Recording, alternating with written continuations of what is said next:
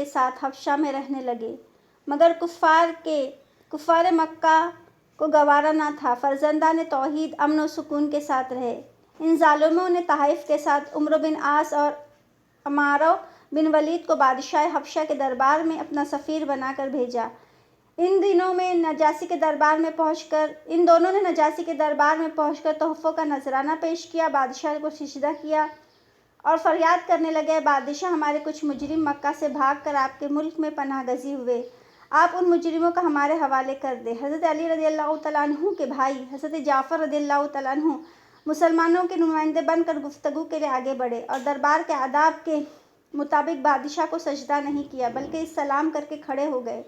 درباریوں نے ٹوکا۔ حضرت جعفر رضی اللہ تعالیٰ عنہ نے فرمایا، ہمارے رسول صلی اللہ علیہ وسلم نے خدا کے سوا کسی کو سجدہ کرنے سے منع کیا ہے، اسی لیے ہم نے بادشاہ کو سجدہ نہیں کیا۔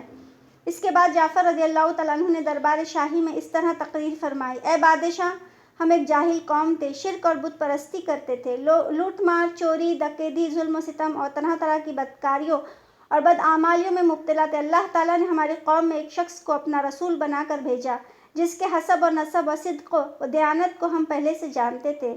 اس رسول نے ہمیں شرک و بت پرستی سے روکا اور ایک خدا واحد کی عبادت کا حکم دیا، ہر قسم کے ظلم و ستم اور تمام برائیوں اور بدکاریوں سے ہمیں منع کیا۔ اس رسول پر ہم ایمان لائے اور شرک و بت پرستی چھوڑ کر تمام برے کاموں سے تائب ہو گئے۔ بس یہی ہمارا گناہ ہے جس پر ہماری قوم ہمیں جان سے دشمن سمجھتی ہے اور ہمیں مارنے کی فراق میں ہے۔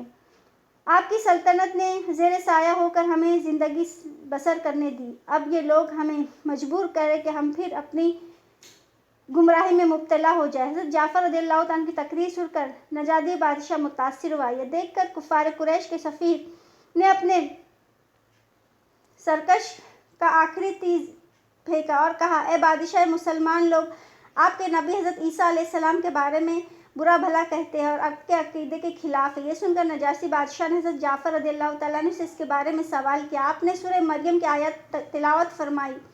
کلام ربانی کی تاثیر نجاشی بادشاہ کے قلب پر اتنا اثر کر گئی کہ اس پر رقت طاری ہو گئی اور آنکھوں سے آنسو جاری ہو گئے۔ حضرت جعفر رضی اللہ تعالیٰ عنہ نے فرمایا، ہمارے رسول صلی اللہ علیہ وسلم نے ہم کو یہی بتایا کہ حضرت عیسیٰ علیہ السلام خدا کے بندے اور اس کے رسول ہے، جو کنواری مریم رضی اللہ تعالیٰ عنہ کے شکم سے بغیر باپ کے خدا کی قدرت کا نشان بن کر پیدا ہوئے۔ نجاشی بادشاہ نے بڑے غور سے جعفر رضی اللہ عنہ کی تقریر سنی اور بلا شبہ فرمایا کہ قرآن اور انجیل ایک ہی آفتاب ہدایت کے دو نور ہے، یقیناً عیسیٰ علیہ السلام خدا کے بندے اور اس کے رسول ہے۔ میں گواہی دیتا ہوں کہ بے شک حضرت محمد صلی اللہ علیہ وسلم خدا کے وہی رسول ہے جن کی بشارت حضرت عیسیٰ علیہ السلام نے انجیل میں دی۔ اگر سلطنت کے مطابق تخت شاہی پر رہنے کا پابند نہ ہوتا تو خود مکہ آ کر حضور صلی اللہ علیہ وسلم کی جوتیاں سیدھی کرتا اور ان کے قدم چومتا۔ بادشاہ کی تقریر سن کر اس کے درباری عیسائی تھے وہ ناراض ہو گئے، مگر نجاشی بادشاہ نے جوش ایمانی میں سب کو خاموش کر دیا اور مسلمانوں سے کہہ دیا، تم لوگ اپنی سلطنت میں، میری سلطنت میں جہاں چاہو امن و سلامتی سے رہ سکتے ہو، آرام سے زندگی بسر کر سکتے ہو اور کوئی تمہارا کچھ نہیں بگاڑ سکتا۔ نجاشی بادشاہ مسلمان ہو گیا تھا، چنانچہ اس کے انتقال پر حضور صلی اللہ علیہ وسلم نے مدینہ منورہ میں اس کی نماز جنازہ پڑھی۔ حالانکہ نجاشی بادشاہ کا انتقال حبشہ میں ہوا تھا اور وہ بادشاہ مدفون بھی وہیں ہوا تھا، مگر حضور صلی اللہ علیہ وسلم نے غائبانہ ان کی نماز جنازہ پڑھی اور ان کے لیے دعائے مغفرت فرمائی، صلی اللہ علیہ وسلم۔